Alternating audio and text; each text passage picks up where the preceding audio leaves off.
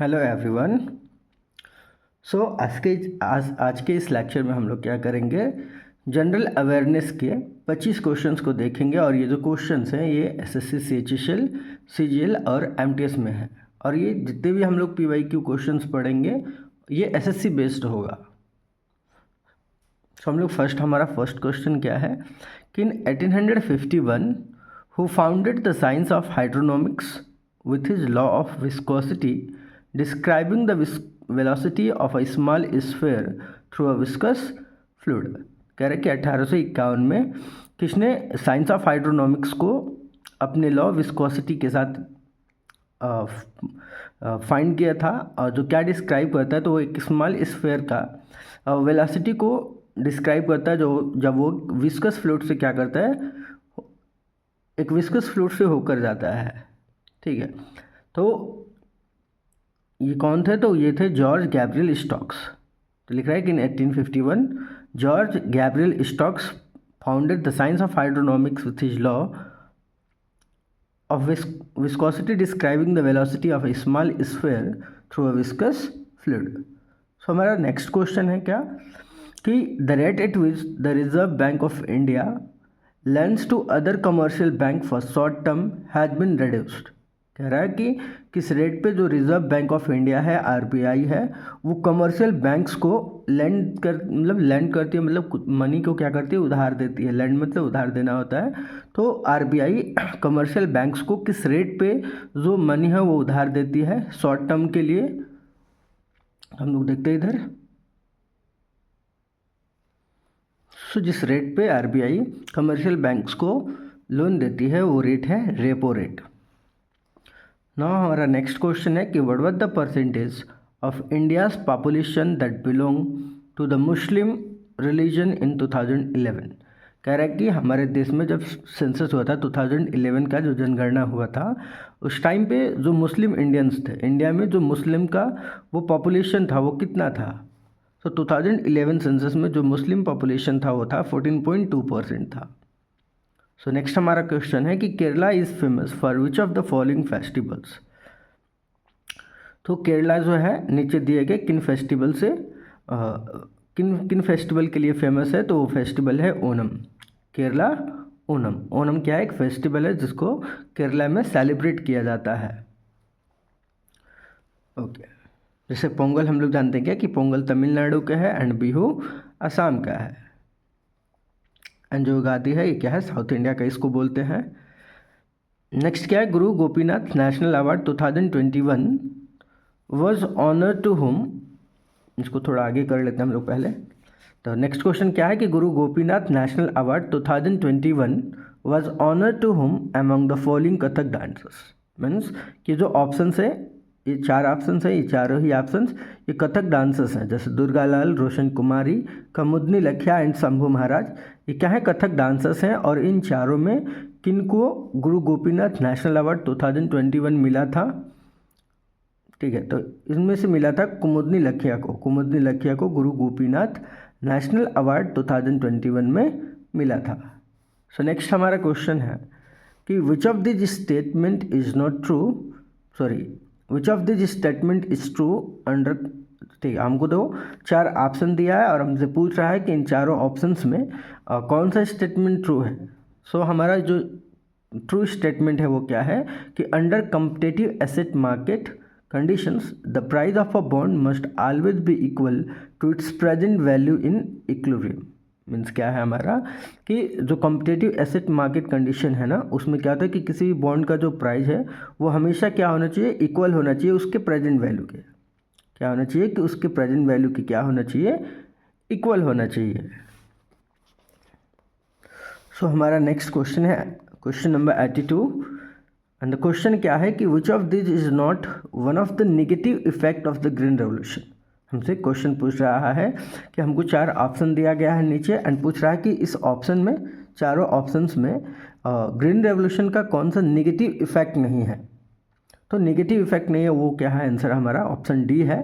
जैसे क्या कि the green revolution caused increased migration from urban to rural area. तो इसका मतलब क्या है कि जो ग्रीन रेवोल्यूशन का जो कि एक नेगेटिव इफेक्ट नहीं है, ये नेगेटिव इफेक्ट नहीं, ये क्या है, एक पॉजिटिव इफेक्ट है कि ग्रीन रेवोल्यूशन के कारण क्या है हो रहा है कि जो लोग हैं ना वो अर्बन मतलब शहर से किधर आ रहे हैं, गांव की तरफ शिफ्ट हो रहे हैं। माइग्रेशन मतलब स्पेशली क्या होता है कि एक स्थान से दूसरे स्थान पर जाना। तो हम लोग बोल सकते हैं कि ये जो ऑप्शन ए बी सी है ये क्या है, ये निगेटिव इफेक्ट है किसका, ग्रीन रेवोल्यूशन का। इसको भी पढ़ लेते हैं क्या कि अभी ये हमारा क्वेश्चन बनेगा कि negative effects of green revolution. तो ग्रीन रेवोल्यूशन का जो नेगेटिव इफेक्ट हो क्या है, primarily medium and large farmers were able to benefit from the new technology of the green revolution. Next क्या है, चलिए इसको छोड़ते हैं, पहले हम लोग नेक्स्ट क्वेश्चन करते हैं ऐसे। Which of the following is included in the M one measure of money supply. Which of the following is included in the M one measure of money supply. बोल रहा है कि जो हमको नीचे दिया गया जो 3 ऑप्शन है ना ए बी सी, बोल रहा है इनमें से कौन एमोन मेजर ऑफ मनी सप्लाई में इंक्लूड होता है। सो हमारा करेक्ट आंसर है ए एंड सी। सो हमारा जो करेक्ट ऑप्शन है उसको पढ़ते हैं हम लोग क्या कि एमोन मेजर ऑफ मनी सप्लाई में कौन इंक्लूड होता है, तो वो क्या है कि करेंसी विथ पब्लिक। एंड हमारा करेक्ट ऑप्शन फिर नेक्स्ट करेक्ट आंसर है क्या कि demand deposits with the commercial banks RBI of public financial institutions.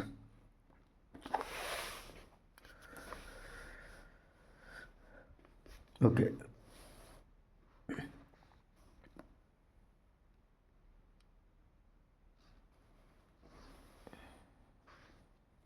अब हमारा नेक्स्ट क्या है, क्वेश्चन नंबर 84 कह रहा है कि Indian academy of sciences founded in 1934 by CV Raman and is situated in dash. तो पूछ रहा है हमारा क्वेश्चन में कि सीवी रमन के द्वारा 1934 में इंडियन एकेडमी ऑफ साइंसेस को इसको फाउंड किए थे, मतलब इसका स्थापना किया था। तो सीवी रमन ने 1934 में इंडियन एकेडमी ऑफ साइंसेस की स्थापना किए थे, जो कि कहाँ है, बेंगलोर में है। नेक्स्ट क्या है कि who amongst the following raised the banner of revolt against Nasiruddin Khusro. कह रहा है हमारा क्वेश्चन क्या कि नीचे दिए गए ऑप्शन में से कौन सा ऑप्शन करेक्ट है जिसने क्या किया था कि नसीरुद्दीन खुसरो के अगेंस्ट क्या किया था, बैनर ऑफ रिवॉल्ट। मतलब रिवॉल्ट मतलब क्या होता है कि किसी का भी अपोजिशन, मतलब किसी का भी विरोध करना। तो नेक्स्ट क्या है कि वो कौन थे हमारे, गयासुद्दीन तुगलक। गयासुद्दीन तुगलक ने क्या किया था, तो Ghiyasuddin Tughlaq raised the banner of revolt against Nasiruddin Khusro. Next क्या है, हमसे पूछ रहा है कि किस प्रकार का चेंज है, when milk is converted into curd which type of change is it. कह रहा है कि जब मिल्क कर्ड में चेंज होता है तो वो कौन सा हमारा चेंज है, तो दैट इज हमारा मतलब वो हमारा क्या है, केमिकल चेंज है। वो हमारा क्या है, केमिकल चेंज है। केमिकल चेंज क्या होता है, इरिवर्सिबल चेंज होता है। नेक्स्ट हमारा क्वेश्चन है क्वेश्चन नंबर 87 एंड ये क्या है कि which of the following person's tenure was extended for 1 year as chief of the Enforcement Directorate in November 2021। तो इसका करेक्ट आंसर क्या है कि ऑप्शन बी है संजय कुमार मिश्रा। एक्चुअली ये क्या है क्वेश्चन कि जो ईडी होता है ना, ईडी का फुल फॉर्म क्या है, इन्फोर्समेंट डायरेक्टरेट। तो इन्फोर्समेंट डायरेक्टरेट ईडी के जो चीफ थे ना नवंबर 2021 में, उनका क्या किया था कि एक ये जो उनका टेन्योर था ना उसको 1 साल बढ़ा दिया गया था। नेक्स्ट क्या है कि which of the following physical divisions of India is densely populated. कह रहा है कि इंडिया का कौन सा फिजिकल डिवीजन डेंसली पॉपुलेटेड होता है, बहुत ज़्यादा पॉपुलेशन होता है, ज़्यादा जनसंख्या होता है। तो वो क्या है, द नॉर्थ इंडियन प्लेन्स। जो भारत का नॉर्थ इंडियन प्लेन्स है, क्या वो डेंसली पॉपुलेटेड है। नेक्स्ट क्वेश्चन क्या है कि which of the following is a liberal principle of directive principles of state policy of Indian constitution. कह रहा है क्या कि नीचे दिए गए ऑप्शन में से डीपीएसपी का ही फुल फॉर्म है directive principles of state policy, और ये क्या है, लिबरल प्रिंसिपल है। डीपीएसपी का एक लिबरल प्रिंसिपल है, और वो दिए गए ऑप्शन में से हमारा करेक्ट ऑप्शन क्या है कि to secure uniform civil code means uniform civil code का मतलब क्या है कि यूसीसी और ये आर्टिकल 44 से रिलेटेड है, जो कि हमारे डीपीएसपी आर्टिकल 36 से 51 के बीच में दिया गया है। नेक्स्ट हमारा क्वेश्चन क्या है कि Gurcharan Singh received the Padma Shri from the government of India in 2023 for his contribution to the sport of. कह रहा है कि गुरुचरण सिंह को क्या किया गया था, तो इंडियन गवर्नमेंट के द्वारा पद्मश्री दिया गया था 2023 में। तो पूछ रहा है कि जो उनको पद्मश्री 2023 में दिया गया था वो स्पेशली उनके किस कंट्रीब्यूशन, किस फील्ड में, मतलब स्पोर्ट के किस फील्ड में उनके योगदान के लिए दिया गया था। तो वो था हमारा क्रिकेट। तो हम लोग कह सकते हैं क्या डायरेक्टली कि Gurcharan Singh was related to cricket. बोल सकते हैं गुरुचरण सिंह जो है वो किससे जुड़े हैं, क्रिकेट से जुड़े हैं, और क्रिकेट के फील्ड में योगदान कंट्रीब्यूशन के लिए इनको 2003 में इंडियन गवर्नमेंट के द्वारा इनको क्या दिया गया, पद्मश्री अवार्ड दिया गया। नेक्स्ट हमारा क्या है कि which of the following is not a capital expenditure for the central government. हमारा क्वेश्चन क्या है कि सेंट्रल गवर्नमेंट के लिए नीचे दिए गए ऑप्शन में से कौन सा एक कैपिटल एक्सपेंडिचर नहीं है। तो करेक्ट ऑप्शन है salaries and old age pension, salaries and old age pensions. Next हमारा क्या है कि which of the following is a yellowish green coloured gemstone often found in mafic and ultramafic igneous rocks such as basalt, gabbro, dunite, diabase and peridotite। तो कह रहा है कि which of the following is a yellowish green coloured gemstone often found in mafic and ultramafic igneous rocks such as basalt, gabbro, dunite, diabase and peridotite। तो हमारा जो options हमारा इधर है, तो ऑप्शंस क्या है, बोर्नाइट, ओलिवाइन एंड ट्रिमोलाइट एंड गार्नेट। तो हमारा करेक्ट आंसर है ओलिवाइन। सो हमारा नेक्स्ट क्वेश्चन है विच of the following is a public sector industry. कह रहा है कि नीचे दिए गए ऑप्शन में से कौन सा हमारा पब्लिक सेक्टर इंडस्ट्री है। तो दैट इज भेल, BHEL। भेल क्या है, हमारा एक पब्लिक सेक्टर इंडस्ट्री है। नेक्स्ट क्वेश्चन है हमारा कि who was the author of the famous book the economic history of India. कह रहा है कि इकोनॉमिक हिस्ट्री ऑफ इंडिया के ऑथर कौन थे, तो वो थे हमारे RC दत्त।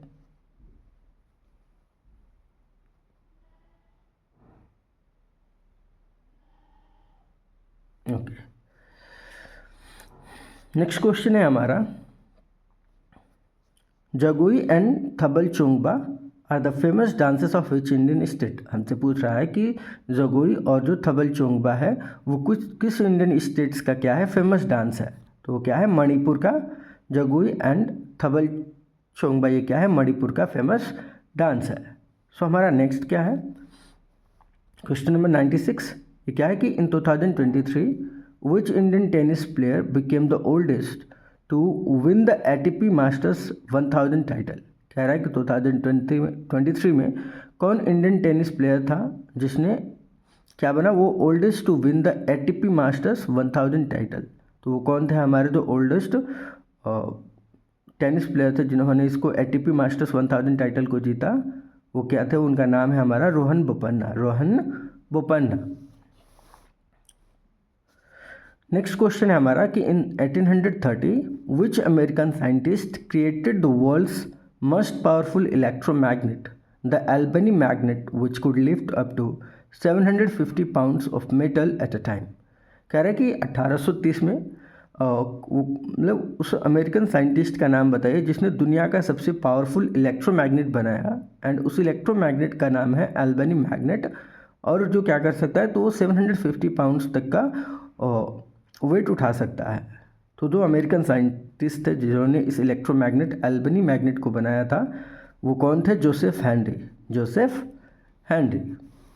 नेक्स्ट हमारा क्वेश्चन क्या है, question number 98। Who was the first American male athlete to win the marathon gold medal in the Olympic Games? कह रहा है कि ओलंपिक गेम्स में मैराथन गोल्ड मेडल जीतने वाले फर्स्ट अमेरिकन मेल एथलीट कौन है। ओलंपिक गेम्स में मैराथन गोल्ड मेडल जीतने वाले फर्स्ट अमेरिकन मेल कौन है। तो हमारा करेक्ट आंसर क्या है, थॉमस हिक्स। थॉमस हिक्स क्या थे, तो फर्स्ट अमेरिकन मेल थे जिन्होंने ओलंपिक्स में मैराथन गोल्ड मेडल जीता। हमारा क्वेश्चन नंबर 99 क्या है कि which of the following articles about fundamental duties is related to the respect of national anthem. कह रहा है क्या कि नीचे दिए गए इन आर्टिकल्स में से कौन सा आर्टिकल है जो हमारा फंडामेंटल ड्यूटीज़ में नेशनल एंथम से रिलेटेड होता है। तो हमको जैसे पता है क्या कि जो फंडामेंटल ड्यूटीज़ हैं हमारे कॉन्स्टिट्यूशन में आर्टिकल 51A में दिया गया है एंड नेशनल एंथम कह रहे हैं कि रिस्पेक्ट ऑफ नेशनल एंथम से कौन सा आर्टिकल रिलेटेड है, तो वो आर्टिकल है हमारा आर्टिकल 51A का क्लॉज ए। और हमारा आज का लास्ट क्वेश्चन है वो क्या कि Begum Akhtar is associated with which of the following field. पूछा गया कि जो बेगम अख्तर है वो किस नीचे दिए गए ऑप्शन से किन फील्ड से रिलेटेड है। तो बेगम अख्तर गज़ल से रिलेटेड थी। बेगम अख्तर गज़ल से रिलेटेड थी। तो आज के इस लेक्चर में हमने क्या देखा, 25 क्वेश्चंस पढ़े जो कि एसएससी के प्रीवियस ईयर मतलब पिछले साल पूछे गए ये क्वेश्चंस हैं। और नेक्स्ट वीडियो में हम लोग क्या करेंगे, जस्ट इन्हीं क्वेश्चंस का हम लोग क्या करेंगे एक्सप्लेनेशन देखेंगे, इनका एनालिसिस करेंगे और ये जो ऑप्शंस हैं इनके बारे में भी हम लोग अच्छे से डिटेल में पढ़ेंगे। So thank you for watching the video, please be connected.